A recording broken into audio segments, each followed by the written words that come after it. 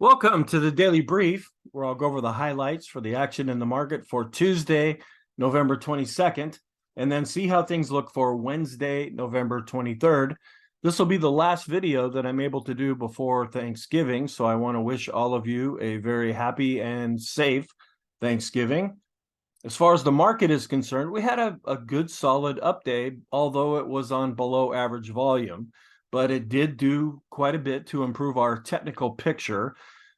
And there's some interesting things developing that I'll point out. I have a few charts to show you in this session. So let's go talk about what happened. Right at the open, we gapped higher right to R1. Now, Monday's session was so thin as far as the spread between the high and the low that it didn't take all that much for us to get to R1 at 39.64. We kept going. After R1, we climbed above R2 at 39.77. As the day went on, we kept going up.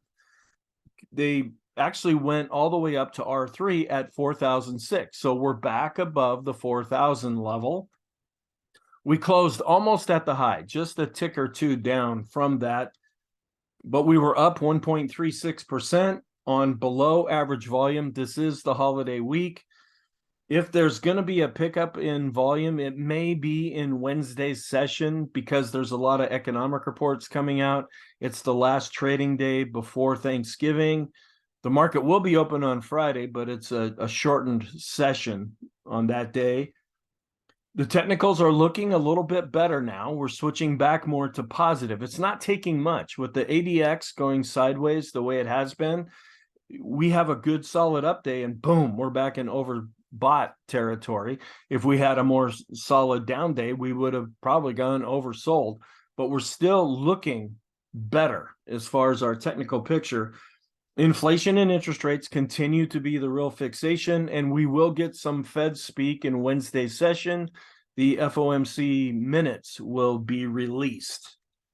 Here is how it looked, where we gapped higher right at the open at R1. We stayed right about at that level. Then we went up above R2, hung around R2 for a while, and then went up, just kissed R3 near the close, and then came down just a little bit.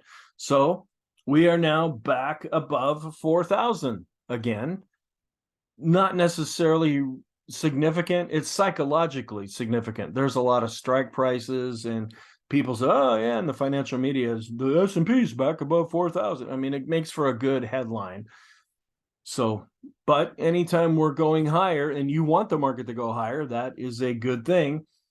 We're starting to hear some reports that there's a lot of lockdowns happening again in China, and I can attest to that personally. A lot of my students, they're doing online classes. They're especially the ones that live in Shanghai, that they're having them stay home and they're not going to school right now because they're really trying to get rid of that. Where last week we were talking about just the opposite, that maybe they were going to lessen those things. Another thing that was interesting, which is not necessarily surprising, and I'll explain that, the equity put call ratio, it really spiked up again, even on an up day. Usually when we have an up day, the equity put call ratio goes down. Well, we're coming into a holiday, and a lot of these folks, of course, the market will be closed on Thursday. It'll be a shortened session on Friday, and then the weekend. A lot of people want to hedge, and they're set up in long positions, so they want to buy some puts just in case anything weird happens. I do that all the time. I think hedging is very important, and well, a lot of market participants decided to do that as well. The dollar declined in Tuesday's session, and interest rates also declined, so that gave some support for stock prices going higher. But we've been kicked into an overbought situation again, with the McClellan oscillator being in extreme positive territory. The stochastic studies, all of them, all three of the charts that I use together, the Stoch RSI and the Williams percent R, they're all extreme positive. It doesn't mean we have to stop here. It just means they're starting to get extreme in their readings. So if we continue to go up, they'll just become more extreme positive. In the intermediate term, some of our moving average studies, as well as our PMO studies and the BPI is right on the verge of being extreme positive. And that's what happens when you have a choppy sideways market. You get one move up or down and you start to get extreme readings very quickly. We still have the same yield curves that are inverted, that have been inverted now for a while, and sentiment hasn't changed. The reading is the same. It was at 62 pretty much for the whole week now. I don't know if they're really updating that chart or what. We didn't have any economic reports come out. In our trend, it's still neutral because we're below 20. It's turning up with the up day, so it's above the moving average. So it is strengthening, and it's positive with the green line on top. I've changed our bias more to positive because of the up day and because of the backdrop, and that feeds more into the momentum, where we're hanging in there as far as looking more positive. We're chopping sideways, but a lot of our charts are showing that the market is holding up for right now. Here is that chart that you can choose to use or not use. I just think it's kind of interesting to look at, where from 2006 through 2008, that is the green line here. And this is how close we've been following that in 2022. Are we going to see a real downturn, like is what they suggest may happen as far as this chart?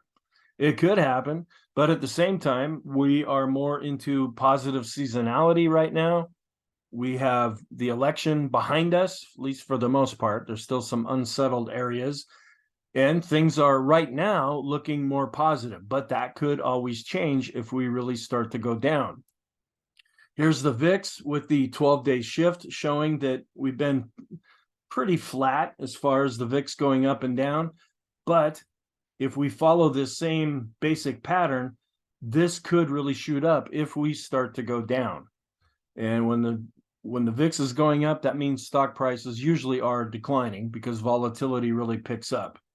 Here's our trend showing that we're still below 20. We're still kind of flat, but we're above the moving average. The green line did move up a little bit, which showed some improvement with our trend, but we're still trendless. Here's the equity put call ratio, where it really spiked up. And folks want to be hedged against a long weekend, which is not, a lot of these folks are going to be away. They're traveling. They can't really keep an eye on the market. So maybe they loaded up on some puts. That's having an impact on our 5-day simple moving average, where we took out this other spike and now we're going even higher.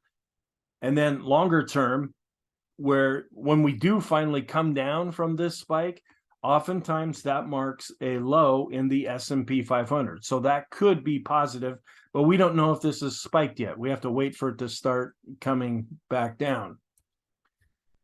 As we have been going up, the VIX has been going down, which is not surprising, but we're coming back into just barely being into extreme negative territory because the VIX goes in the opposite direction of stock prices. So we want to be aware of that. Doesn't mean it has to stop. It just means we're starting to get extreme. Here's our daily chart. We have R1 above where we're at right now, and we hit that a few sessions ago and then came back down. Are we going to be able to break through that? Is that even going to happen this week, or are we going to keep going sideways for the most part? Even though we had the up day in Wednesday's session or even in Friday's session, are we just going to continue to chop sideways? And then when everybody comes back next week, are they going to take the market in one direction or the other? That's kind of where we're at right now. We're still below the 200-day moving average, but we're above the 50-period moving average. And we can see this really sharp decline as far as volume is concerned. Our moving averages, we're still in between the 200s, both the exponential and the simple, but we're still above the 100. So we just continue to chop sideways for the most part.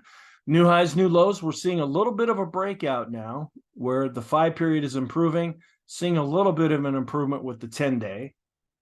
And this is actually switched. I had been bringing up this chart to show you the warning that the summation index based on volume was declining. Well, with Tuesday's session, it's turned back up. So that's more positive. And our fib levels, we're kind of underneath a 61.8% retracement level. And if we start to drop, we have another 50% level. And then below that is another fib level. So we're just continuing to chop sideways for the time being. And here's longer term. We do have some overhead resistance right about at where we're at. This is about 4,020-ish or so. We bumped into that a few days ago and came back down.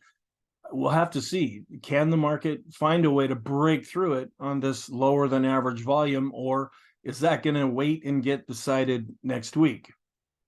So what's our outlook then for Wednesday? We are positive with the up day, and it's showing some improvement in our charts, and volume may continue to be below average. We have this is the day this week anyway, when we're getting pretty much all of the economic reports. We have the weekly mortgage index, the jobless claims, those come out every week. We have durable goods, the preliminary market manufacturing and services, PMIs. Those are two separate reports. I just lumped them together here. New home sales, consumer sentiment, and then the meeting minutes from the FOMC meeting. That could have a real impact. And they'll come out at about 2 p.m. Eastern time. And then all of the geopolitical events. I did go ahead and highlight the lockdowns in China because that's coming into the news cycle again. But the markets, if they're not already fixated on Thanksgiving, they're remaining fixated on interest rates. And then we're going to get a lot of Fed speak in Wednesday's session. So our scenario's not really going with the down scenario right now because the technicals are strengthening, but it's on below average volume. It's holiday volume. Going a little bit, we could lean towards the up scenario because the technicals are improving. We're right in between two pretty significant moving averages. We're right in between some pivot and fib retracement levels because we've been chopping sideways. And that's kind of the scenario we're looking at right now. The ADX, it's getting a little bit stronger with the up day, but it's still below 20, but the green line's on top, so we are positive. So our conclusion, the S&P, it's improving, but volume may stay well below average. Short term, we're positive and becoming more overbought now. Intermediate term, we're positive, but improving. Long term, we still remain negative. So thank you. Again, have a wonderful Thanksgiving. I'll probably do some kind of a video before Friday's session. And just have a good, safe holiday time, and I'll talk to you in the next video.